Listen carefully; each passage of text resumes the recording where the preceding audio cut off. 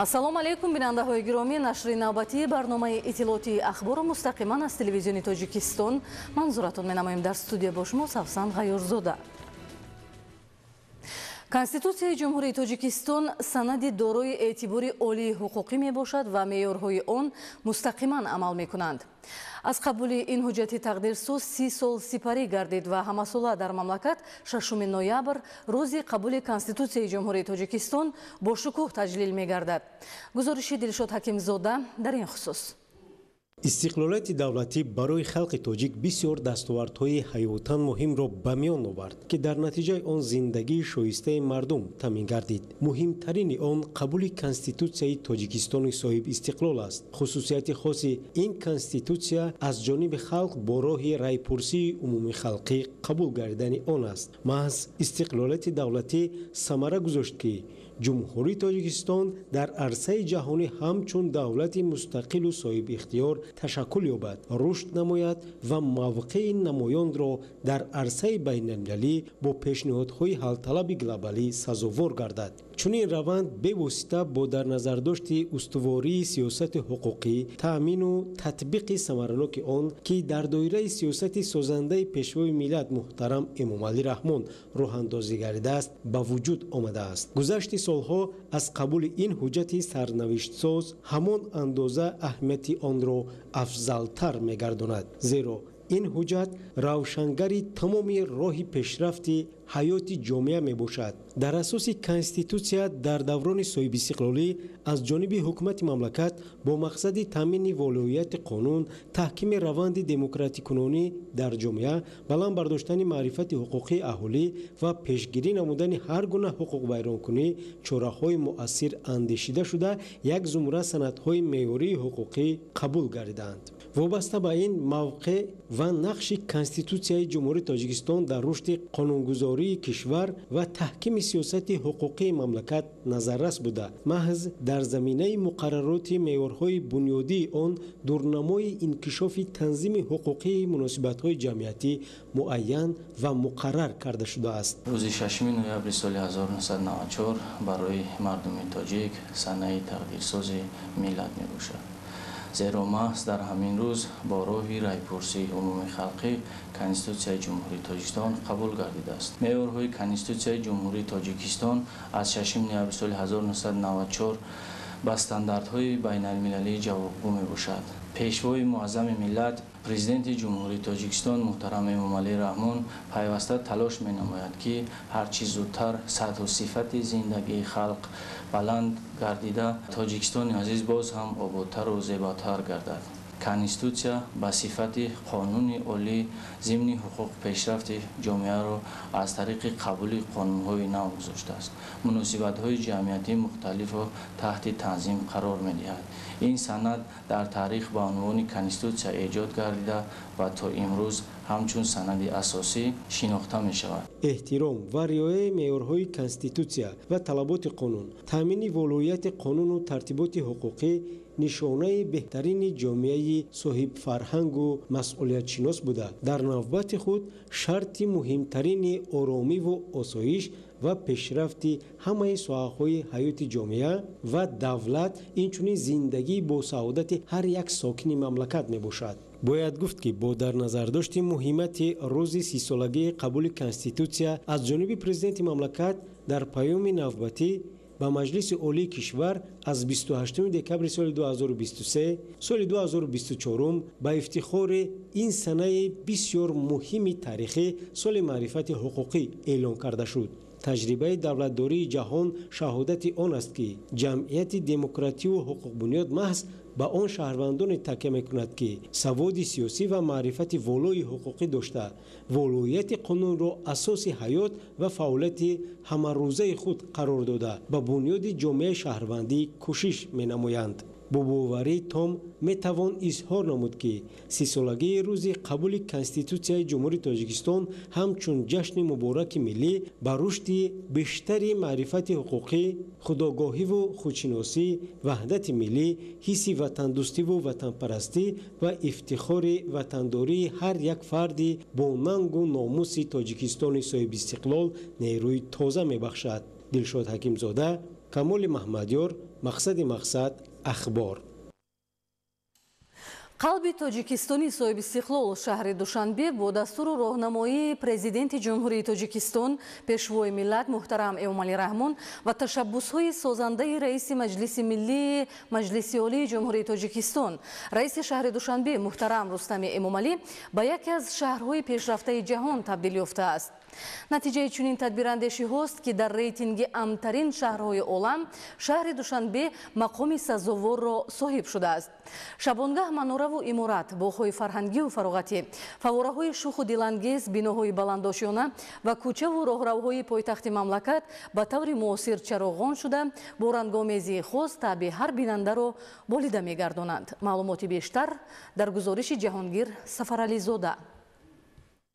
шаҳре дар меҳвари қуллаҳои бузург, атрогину пурнакат ва зебову дилрабо, шаҳре ки шабу рӯзаш рангорангу пурҷило ва назарабову мафтункунанда аст. шаҳри орзуҳо, пойтахти тоҷикистони азиз, шаҳри дилорои Душанбе, нигини тоҷи миллат аст. Душанбе қалби Тоҷикистон ва хонаи умеду орзуҳои ҳар як тоҷику тоҷикистонӣ мебошад. ин шаҳри зебо баробари соҳибистиқлолии мамлакат қабои тоза ба бар карда, марҳила ба марҳила пешрафту диққатҷалбкунанда гардидааст. самараи талошҳои доимии роҳбарияти давлат аст ки имрӯз Душанбе ба мизбони бонуфузтарин чорабиниҳои сатҳи ҷаҳонӣ табдил ёфтааст ва таваҷҷӯҳи оламиён ба он ҳамарӯза меафзояд. душанбе шаҳри хеле ҳам зебост. мо бо ворид шудан ба ин шаҳр хушҳол гаштем ки меҳмони тоҷикистон шудем. мардум бо самимият суҳбат мекунанд.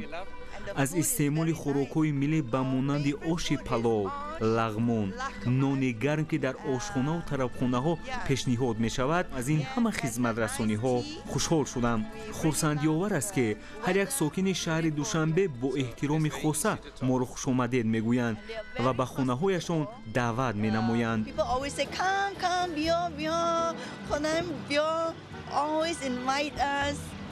And they are so friendly. We just like the Tajik, always smiling. Yes. дар ҳама фаслҳои сол шаҳри Душанбе сарсабзу хуррам мушоҳида мешавад ки натиҷаи иқдомҳои созандаи раиси маҷлиси миллии маҷлиси олии ҷумҳурии Тоҷикистон, раиси шаҳри Душанбе муҳтарам Рустами Эмомалӣ мебошад. тамоми гӯшаву канори пойтахти мамлакат шаҳри Душанбе бо гулҳои мавсимӣ ва бо тарҳҳои гуногун зебову назаррабо гардидааст. боғе нест ки дар ҳудуди пойтахт дар он ҷилои гулҳои зебо ва рангомезии онҳоро чун манзараҳои афсонавӣ аз наздик надид. дар маркази пойтахт гулгаштҳои нав ва ҷолиби диққат бунёд гардида, онҳо чун нақшу нигорҳои миллӣ бо гулҳои рангоранг оро дода шудаанд. хурсанд аз он ҳастам ки меҳмони шаҳри Душанбе шудам. Душанберо хеле дӯст доштам. эҳсос менамоям ки ҳама мардум меҳрубонанд. дар боғҳои зебояш сайругашт менамоям. боғи устод Рудакӣ ва дигар боғҳои фарҳангӣ барои истироҳат ва сайругашт тамоми шароитҳоро фароҳам дорад. дар чеҳраи мардум оромию хурсандиро мушоҳида менамоям. бо дидани меҳмон дарҳол салом мегӯянд ва аҳволпурсӣ мекунанд ки ин барои ҳар як сайёҳ хуш меояд. Душанберо дӯст доштам, Тоҷикистонро дӯст доштам. мардуми тоҷикро боз ҳам бештар эҳтиром намудам.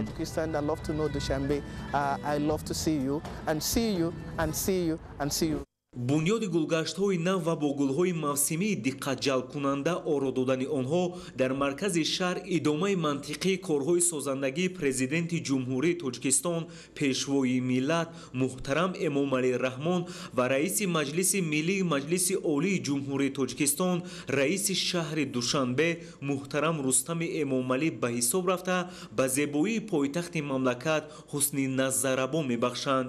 мавзеи мазкур яке аз сертамошобинтарин марказҳои фароғатӣ дар шаҳри Душанбе мебошад ки ҳамарӯза шумораи зиёди сокинони кишвар ва меҳмонони хориҷӣ барои сайру сайёҳат ин ҷо ташриф меоранд. Душанбе бисёр барои ман маҳкур шуд. ман ягон бор инҷо омадам, расидам ва шаҳри Душанберо дидам. бисёр ман ҳайрон шудам, чун шаҳр бисёр зебо аст. ҳамаи ин духтарон ва занон либоси миллӣ пӯштанд. این بسیار زیبا بود. شهر دوشنبه بیاد شهر زیبا است، شهر تازه است. من اینجا سیر و گشت میکنم. این شهر خوشروه، اینجا مردان تاجیکستان، مردان دوشنبه بیاد مهمان نوازه. کوچه های شهر دوشنبه بسیار تازه است، بسیار خوشرو است. бо шарофати истиқлоли давлатӣ ва ташаббусу иқдомҳои наҷибу созандаи роҳбарияти давлат имрӯз душанбе ба шаҳри мавриди таваҷҷӯҳи сайёҳони хориҷӣ табдил ёфтааст. барои шинохти таъриху фарҳанг ва аз наздик дидани пойтахти тоҷикистони офтобрӯя шаҳрвандони хориҷӣ мароғ доранд. имконияти васеъ барои сайру сайёҳат ва истироҳату фароғат таи солҳои охир бо диди муосир ва ҷавобгӯ ба талаботи имрӯзи ҷаҳон муҳайё гардида таҷдиди инфраструктури зарурии соҳаи сайёҳӣ дар шаҳри душанбе ҳамоно идома дорад. тибқи нишондиҳандаҳои оморӣ ташрифи сайёҳони хориҷӣ ба тоҷикистон хусусан ба шаҳри душанбе нисбат ба солҳои қаблӣ имрӯзҳо ба маротиб зиёд гардидааст ки натиҷаи заҳмату талошҳои созанда ва бунёдкорона аст. ҳар сайёҳе ки имрӯз ба шаҳри душанбе ташриф меорад аз муосиртарин шароит баҳравар мегардад ва ба худ таъссуроти нек мебардорад. қалби тоҷикистон шаҳри душанбе бо дастуру раҳнамоии президенти ҷумҳурии тоҷикистон пешвои миллат муҳтарам эмомалӣ раҳмон ва ташаббусҳои созандаи раиси маҷлиси миллии маҷлиси олии ҷумҳурии тоҷикистон раиси шаҳри душанбе муҳтарам рустами эмомалӣ имрӯз ба яке аз шаҳрҳои пешрафтаи на танҳо тоҷикистон балки минтақа ва ҷаҳон табдил ёфтааст. бори аввал ба тоҷикистон ба шаҳри душанбе омадем. душанбе шаҳри сабз аст. меҳмонхонаҳои хеле ҳам зебо бо нақшҳои миллӣ бунёд шудааст. мо ҳангоми сафар ба тамоми ин офаридаҳо диққат медиҳем. хурсандем ки ба тоҷикистон омадем. бо таъриху фарҳанги мардуми тоҷик аз наздик ошно шудем. шаҳри душанбе беихтиёр диққати ҳар як меҳмонро ҷалб месозад. боз ҳам пешрафту муваффақият хоҳонем. шабонга манораву иморат, боғҳои фарҳангию фароғате, фавораҳои шуху дилангез, биноҳои баландошёна ва кӯчаву роҳравои пойтахти мамлакат бо чароғҳои замонавӣ ва рангомезии хос таби ҳар бинандаро болида мегардонад. фазои ором ва хушнудии сокинон мояи таваҷҷӯҳи эътимоди оламиён гардидааст.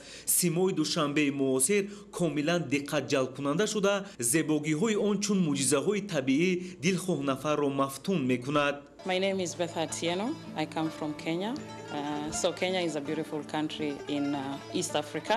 من بثا آوثر می باشم از دولت کنیا از قاره آفریقا. با مدت 1.5 سال می شود که در تاجیکستان اقامت دارم. من می خواهم اینا در نظر گیرن تمام مهمان هایی که به اینجا سفر میکنن، مهمان های خارجی که نسبت به کشور خودم در صد امن و امنیت این کشور بسیار بالا هست. یعنی اونقدر امنیت هست در این تاجیکستان و در این شهر دوشنبه که من اگر با کشور خودم کنیا مقایسه کنم، من در کشور خودم اینقدر امنیت ندارم، دارای اینقدر امنیت نیستم، ولی در اینجا امنیت حرف اول را میزند و بیش از پیش برای مهمانهای خارجی این امنیت هست موضوع اولین درجه و من این امنیت رو به تمام کامل حس کردم. جای دیدنی بسیار داره. موزه ملیش که در واقع تمام فرهنگ تاجیکستان رو میتونی اونجا حس کنید. پارک های زیبایی که داره مثل پارک عینی، پارک رودکی، جاهایی که من رفتم دیدم.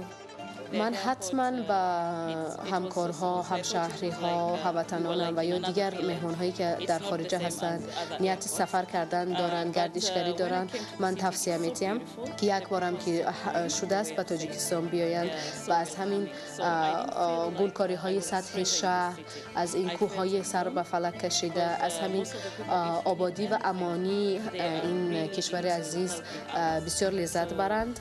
من حتما توصیه می‌کنم که اینجا سفر کنم. من دوشنبه دوست دارم. تاجیکستان با پیش. дар рейтинги амтарин шаҳрҳои олам мақоми сазовору соҳиб шудани душанбе мояи ифтихору сарфарозӣ буда, боз ҳам заҳмату талошҳои хастанопазирро талаб мекунад.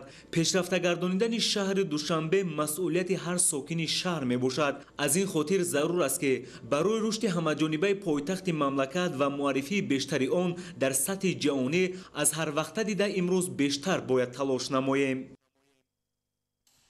با استقبال جشن 35 سالگی استقلال دولتی جمهوری تاجیکستان در ناحیه واسه کارهای آبادانی و سازندگی وسعت می‌یابند.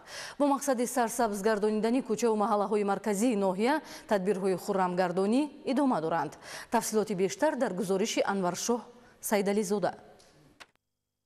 جهت استقبال سزور از جشن‌های مهم سیاسی و فرهنگی عمومی ملی خاص 35 سالگی استقلالیت دولتی جمهوری تاجیکستان در ناحیه واسه با جلب وسیع کارمندان کسب و کار گوناگون و ساکنان وطندوست و قوی اراده پیوسته تدبیرهای آبادانی بر راه مانده می‌شود. چنین تدبیرهای مهمی دستجمعانه از مرکز شهرک آغاز گردیده تا شفاف راههای ماشین‌گذار و دوردست‌ترین دهه‌های ناحیه انجام داده می‌شوند. محض احساس بلند مسئولیت کارمندان اینچنین ساکنان و فعالان ناحیه بابت سبز و خرمگردانی و تازه‌کاری ها میباشد که امروز سیمای مرکز شهرک و جماعت‌های دیوتی ناحیه قبایل دیگر به بر نموده است. نهالشینانی و گلشینانی برای تاجیکان رمز زندگی شایسته، خرمی و شادابی میباشد. پرورش گل‌های دلربای و گوناگون رنگ در تمام گوشه‌های مملکت پدیده بی‌نظیر و بی‌سابقه است که به چشم نور و به دل فرح میبخشد. در پرتو دستور و سفارش‌های پرزیدنت جمهوری تاجیکستان محترم امالی رحمان، کارمندان مقامات اجرایی حکومت دولتی ناحیه واسه، بخش حفظ محیط زیست، خواجگی منزلی و کمونالی، اداره راهسازی، مؤسسه‌های کمک اولیه طبی و سانیتری و ساکنان و فعالان ناحیه، بهره خرمگردانی و بهداشت حفظ محیط زیست در گلگشت واسع و کنار راهروهای ناحیه گل و بوته‌های آرایشی گوناگون رنگ شنونیده اینچنین بیخی درختان را نرم کردند. در اساس نقشه و چاره‌بینی هر هفته روزهای شنبه عکس‌های تازگی ساحل، تازگی محل و تازگی راه و اینچنین عکس‌های دستجمعانه حشرهای نهالشینانی و گلشینانی گذارنده می شود. این حال در شهرک در گلگشت ناحیه عکس‌های تازگی و گلشینانی گذارنده شده است. مقصد از برگزاری چنین حشرهای دستجمعانه این اولا آباد زیبا و تازه آزاده گرداندن کوچه خیابان‌ها و محله‌ها و بهداشت محیط زیست این چنین بلند برداشتن معرفت اکولوژی نقش مهمی بود. تشکیل و براه ماندن چنین تدبیر بهداشتی در سمت بلند برداشتن معرفت اکولوژی ساکنان، حفظ طبیعت زیبا یک گوشه دیار میهن و تامین فضای خوب استراحت و فراغت ساکنان در این موضوع به تاثیر نخواهد ماند. در دایره آمادگی‌ها به جشن سیاسی ملی 35 سالگی استقلالیت دولتی جمهوری تاجیکستان در برابر کارهای سازندگی و بنیادکاری اینچنین سامان دادن تدبیرهای آبادانی را نیز وسعت بی‌سابقه می‌بخشند، زیرا این روند را وسیله خوب زیبا و دلکش نمودن سیما، بهتر گردیدن وضع انفراستراکچور جماعت‌های شهرک و دهات و فراهم گردیدن شرایط مساعد برای مهمانان داخل و خارج به این سرزمین ارزیابی می‌نمایند. انورشاه سیدعلی زاده، سیحمید شریف، ناحیه واسه، اخبار. ادامه اخبار. خدمت در صف قواهای مسلح و حفظ و حمایه خاک مقدس وطن برای هر یک جوان مکتبی بزرگ حیات، جسارت و مردانگی و دلیری و شجاعت می باشد. چون دیگر شهر و ناحیه های مملکت در شهر پنجکند نیز جوانانی را که مهلت مقرر گردیده خدمت حربی را ادا نمودند و به احتیاط رخصت می شوند، والدین و مسئولین گرم و صمیمی استقبال می گیرند. دلیری بزرگ در این خصوص گزارش تهیه نموده است. خدمت نمودن در صفهای قواهای مسلح کشور قرض ایمانی و وجدانی و فرزندی هر یک جوانی با ننگ و ناموس کشور به حساب رفته. در این مکتب حیات جوانان از درس‌های شجاعت و مردانگی، چالاکی و زیرکی و هوشیاری می‌گذرند و بعد ادای خدمت به قدر مادر و پدر، کلانسالان و اطرافیان و از همه مهم به قدر وطن مادر بیشتر می‌رسند و این مفهوم‌ها برایشان مقدس می‌گردند. امروزها در برابر دیگر جوانان کشور، جوانان شجاع شهر پنجکند نیز در صفهای قواهای مسلح کشور خدمت نموده در محافظت سرزمین اجداد سهم خود را گذاشته ایستادند. یکی از چنین جوانان دلیر این حبیب الله رجبزاده می باشد که بعد از ادای خدمت وطن مادر در خشون‌های زودعمل وزارت مدافع جمهوری تاجیکستان سربلندانه به زادگاهش محله 10 سالگی استقلالیت تاجیکستان شهر پنجکند برگشت. این سربازان در برابر اهل عائله، جوانان فعال، مسئولان مقامات اجرایی محلی و بخش کار با جوانان و ورزش شهر پنجکند استقبال گرفتند و این معرکه را فضای ایدانه بخشیدند. با مقصد بلند برداشتن حس وطندوستی جوانان شهر و دهات پنجکند از جانب بخش کار با جوانان و ورزش شهر نقشه چاره‌بینی ها تصدیق گردیده شده است و ما اقدام گرفتیم سربازان را که با سر بلند خدمت مادر وطن را اجرا نمودند و به نزد عائله خود برمیگردند، در یک روحیه ایدانه با جلب جوانان شهر و دهات آنها را پیشواز گیریم تا که برای دیگر جوانان نیز سربازانی که خدمت مادر وطن را اجرا نمودند نمونه عبرت باشند و جوانان و نورسان ما از حاضر شوق و هوس به خدمت مادر وطن پیوستن را پیدا نمایند و باوری کامل داریم که در گسیل‌های من بعد جوانان شهر و دهات پنجکند باز هم فعالانه اشتراک می‌نمایند و قرض فرزندی خود را با سری بلند اجرا می‌نمایند. در هفته صحبت اقدام این جوان و دیگر جوانانی که با میل زیاد و محبت به وطن برای ادای قرض فرزندی خود به صف‌های قواهای مسلح شامل شده خدمت وطن مادر و سربلندانه ادا می‌کنند نمونه عبرت دانستند و به این جوان سپاسنامه و تحفه خاطروی سپاریده شد. من سال 2022 به خدمت مادر وطن رفتم و در وزارت مدافع قشون‌های زودآمد در ناحیه لخش خدمت را ادا کرده و به سر بلند به پیش پدر و مادرم برگشتم. من بسیار خوشحال هستم. می‌خوام که جوانای ما امروزه با خواهش خود به خدمت مادر وطن بروند. خدمت مادر وطن این قرض هر یک شهروندی جمهوری تاجیکستان است. من امروز افتخار می‌نمایم که قرض شهروندی خود را در نزد مادر وطن اجرا نمودم. واقعا همچنان در ماده 43 کنستیتوسیای جمهوری تاجیکستان درج گردیده است حفظ وطن، حمایت منفعت‌های دولت، تحکیم استقلالیت، امنیت و اقتدار مدافعی آن وظیفه مقدس هر شهروند است و همین است که جوانان اصیل کشور همیشه برای محافظت وطن آماده میباشند. دلیری بازار، زرهون نعمت الله، شهر پنجکند، اخبار. موضوع دیگر در ولایت مختار کوهستانی بدخشان با رشد ساحه چارводорӣ از جمله قطازپروری توجه خاصه روانه شده است. در اساس معلومات اموری امروزها در حدود ولایت 26473 سر قطاز پرورش می‌یابد که نسبت به همین دوره سال گذشته 379 سر یا 1.5% زیاد است. معلومات بیشتر در گزارش همکارانمان. برای تحلیل عمیق ساحه قطازپروری و رشد آن در ولایت باید به وضع این ساحه در سالهای 90 یا خود سالهای نخستین استقلالیت نظر اندازیم. کارشناسان بیش در آن دوره بر آن عقیده بودند که این ساحه کمخرج و سردرآمد از بین می رود. با پیاده نمودن اصلاحات ساحه کشاورزی که عمیقاً سری وقتی بود، چاروا به خواجگی ها تقسیم کرده شده. با دستگیری های حکومت جمهوری تاجیکستان جهت رشد من بعد شرایط های مساعد فراهم آورده شدند. در اساس برنامه های حکومتی جوانه های خوش‌ذات قطاز نه تنها به خواجگی های قطازپروری قلمرو ولایت بلکه به ناحیه های دارای اقلیم مساعد برای قطازپروری جمهوری انتقال داده شدند. از برکت چنین دستگیری ها امروز سرشمار قطاز در قلمرو ولایت مختار کوهستانی بدخشان به 26473 سر رسانیده شد که نسبت به سال سپری 1.5% زیاد می باشد. قطازپروری یکی از ساحه‌های افضلیت‌ناک ساحه چارводорӣ به حساب می رود. به حالت امروزه در ولایت مختار کوهستان بدخشان امگی 26473 سر در همه شکل‌های خواجگی را تشکیل می‌کند. اساساً قطازپروری در ناحیه مرغوب، ناحیه روشخلا، شغنان، ناحیه روشون و اشکوشین قطازپروری در رشد یافته ایستاده است. به حالت امروزه که 26473 سر سرشمار قطاز موجود میباشد، این نسبت سال گذشته 1.5% یا اینکه 379 سر زیاد میباشد.